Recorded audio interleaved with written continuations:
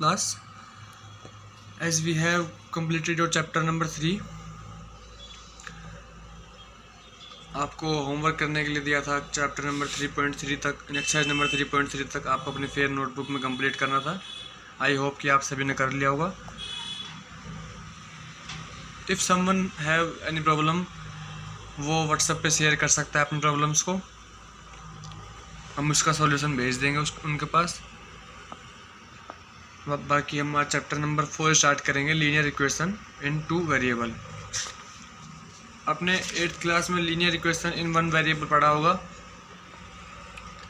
तो आज इस चैप्टर में हम पहले उसी को रिवाइज करेंगे कि लीनियर इक्वेशन इन 1 वेरिएबल क्या था, और फिर लीनियर इक्वेशन इन 1 वेरिएबल को हम एक्सटेंड करेंगे लीनियर इक्वेशन इन 2 वेरिएबल तक। तो जैसे कि आपको पता होगा, लीनियर इक्वेशन इन 1 वेरिएबल के बारे में पहले जान लेते हैं हल्का सा। लीनियर का मतलब आपको पता होगा, एक बार मैं आपको दोबारा बता देता हूँ आज, कि जैसे कोई भी एक इक्वेशन है x + 5 = 0। इसमें वेरिएबल्स क्या होते हैं? वेरिएबल्स होते हैं जैसे x हो गया, इसके अंदर मैं एक इक्वेशन लगा दूँ x + y = 5 हो गया। इसमें वेरिएबल हो गए वो 2 हो गए, x हो गया और y, दोनों वेरिएबल हैं। तो इनको हम बोलते हैं वेरिएबल, जिनकी वैल्यू हम चेंज कर सकते हैं। जैसे कि अगर y की वैल्यू 2 होगी तो x की वैल्यू 3 हो जाएगी, अगर y की वैल्यू 1 होगी तो x की वैल्यू 4 हो जाएगी। जिनकी जो वैल्यू है वो वेरी करेगी, इन्हें हम बोलते हैं वेरिएबल्स। तो इस इक्वेशन में 2 वेरिएबल्स, इस इक्वेशन में 1 वेरिएबल, इस इक्वेशन को बोलेंगे लीनियर इस इक्वेशन को बोलेंगे इक्वेशन इन 1 वेरिएबल, इसको बोलेंगे इक्वेशन इन 2 वेरिएबल। और जो लीनियर का मतलब क्या है? x की पावर यहाँ कितनी है? 1, x की पावर यहाँ कितनी है? 1, y की पावर यहाँ कितनी है? 1।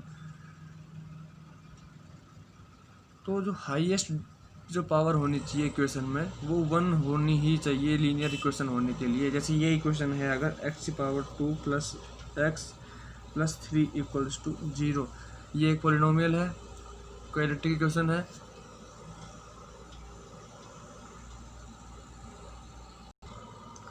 तो इन्हें हम बोलते हैं पॉलिनोमियल इक्वेशन। जैसे इस इक्वेशन में x की पावर यहाँ पे क्या है? 2, यहाँ पे क्या है? 1। और अगर हम इस इक्वेशन में हाईएस्ट पावर बात करें वो 2, तो इस इक्वेशन को हम लीनियर इक्वेशन नहीं बोलेंगे। लीनियर इक्वेशन हम उन्हीं को बोलेंगे जिस इक्वेशन में हाईएस्ट पावर जो वेरिएबल्स की रहेगी वो 1 रहनी चाहिए। जैसे अगर इस इक्वेशन को अगर मैं x + y² = 5 लिखूँ, तो यहाँ आपका हो गए x की वैल्यू तो 1 है, लेकिन y की वैल्यू जो होगी वो 2 हो गई। वेरिएबल्स की वैल्यू देखेंगे, ये नहीं x की वैल्यू देखेंगे। x की वैल्यू चलो 1 है मान लिया, इस x की वजह से ये इक्वेशन लीनियर है। लेकिन अगर जब ये y² आ गया, y की वैल्यू यहाँ पर हाईएस्ट जो है 2 आ गई, हाईएस्ट वैल्यू जो होगी इक्वेशन की वो 2 हो गई, तो अब ये इक्वेशन जो है वो लीनियर नहीं रही। तो लीनियर इक्वेशन नहीं को बोलेंगे जिस इक्वेशन में वेरिएबल्स की पावर 1 रहेगी। अगर एक वेरिएबल रहेगा तो linear equation in 1 variable, 2 variable रहेंगे तो लीनियर इक्वेशन इन 2 वेरिएबल। आपने लीनियर इक्वेशन इन 1 वेरिएबल में पढ़ा था कि कैसे किसी इक्वेशन की हम सॉल्यूशन फाइंड करते हैं। सॉल्यूशन जो होते हैं वो हमेशा यूनिक होते हैं। एक एग्जांपल लेके हम सोल्व करते हैं। एक एग्जांपल आपने पढ़ा होगा 2x + 5 = 0। ये एक लीनियर इक्वेशन है इन 2 वेरिएबल। अगर यहाँ से आपका इसका सॉल्यूशन फाइंड करना हो तो x की वैल्यू यहाँ से आपके सामने आएगी 5/2। यूनिक सॉल्यूशन है, x की वैल्यू 5/2 है तो 5/2 ही रहेगी, और कोई वैल्यू नहीं हो सकती इस इक्वेशन की x की, इस इक्वेशन में x की। तो linear equation in 1 variable it has 1 variable की बात चल रही है, यूनिक सॉल्यूशंस होते हैं। और सॉल्यूशन में निकाल दिया। अब इसको आपको नंबर लाइन पे प्लॉट करना आता होगा। ये सब आपने 0, ये हो जाएगा इधर -1, इधर -2, इधर -3, ये -5/2 यहाँ लाई करेगा। तो आपको ये नंबर जो है प्लॉट भी करने आते हैं। तो लीनियर इक्वेशन इन 1 वेरिएबल का आपको सॉल्यूशन निकालना आता है, यूनिक सॉल्यूशन पता है, और वो सॉल्यूशन आप नंबर लाइन पे भी प्लॉट कर सकते हो। लीनियर इक्वेशंस के बारे में आपने 2 पॉइंट पढ़े होंगे, लिख देता हूँ मैं।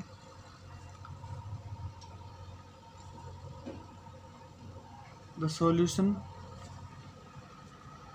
Of linear equation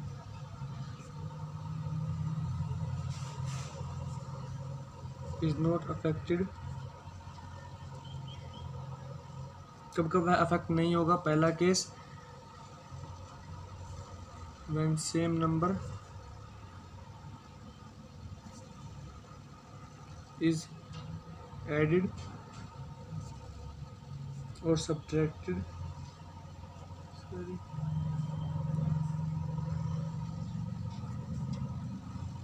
from both side of equation.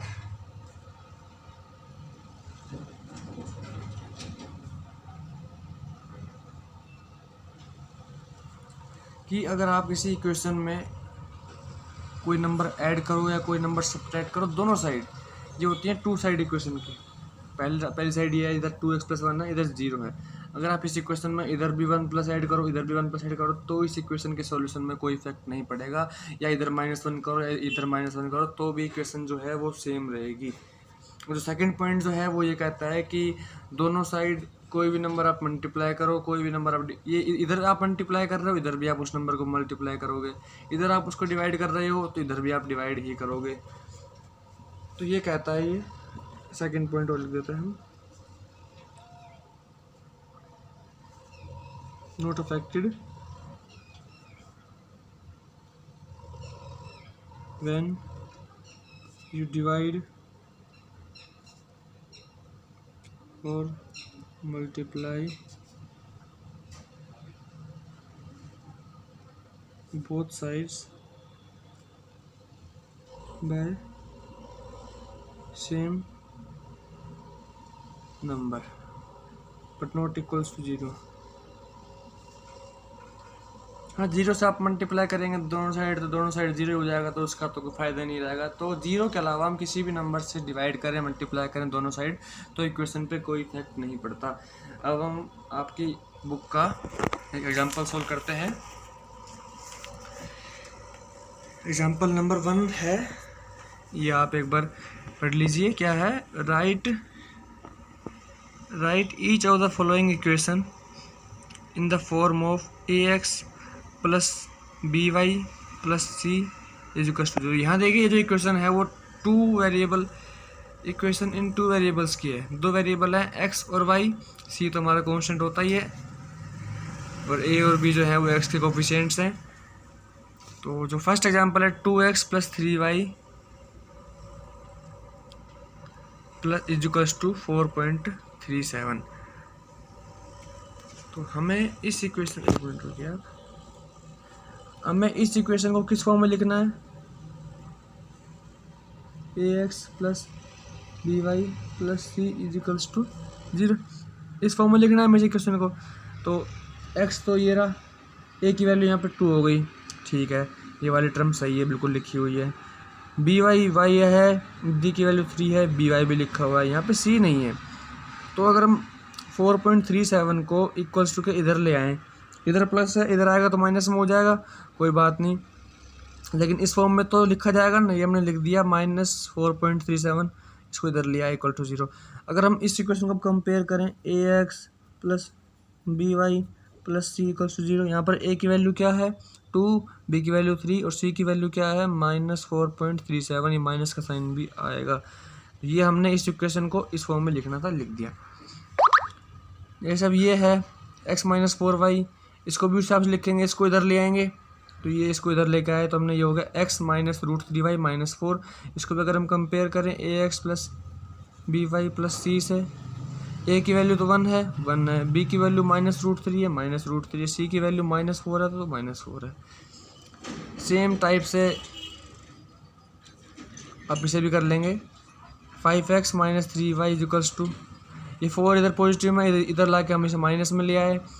a की वैल्यू 5, b की वैल्यू -3, c की वैल्यू -4। कुछ भी कर सकते हैं, या फिर आप ऐसे भी कर सकते हैं कि इस वाले टर्म को इक्वेशन के उस साइड ले जाएं, तो ये -5, 3, 4 आ जाएगा, तो a की वैल्यू यहाँ से -5, मतलब साइन हो जाएगा, ये 5 है -5, ये -3 है तो 3, और c की वैल्यू -4 है तो 4 हो जाएगी। तो एग्जाम्पल नंबर 1 आपने देख लिया, 4th पार्ट है वो आप एक बार देख लेना अपने आप। एग्जाम्पल नंबर सेकंड में देखिए, आपके पास जो ये इक्वेशंस दी हुई हैं ये वन वेरिएबल में दी हुई हैं और आपको जो है इन्हें कन्वर्ट करना है टू वेरिएबल में, कोई बात नहीं। आपके पास इक्वेशन है x इज इक्वल्स टू -5, मतलब x + 5 इक्वल्स टू 0। ये आपके पास क्या है, linear equation in one variable, लेकिन आपको लिखनी है टू वेरिएबल में, तो आपको एक वेरिएबल और ऐड करना पड़ेगा।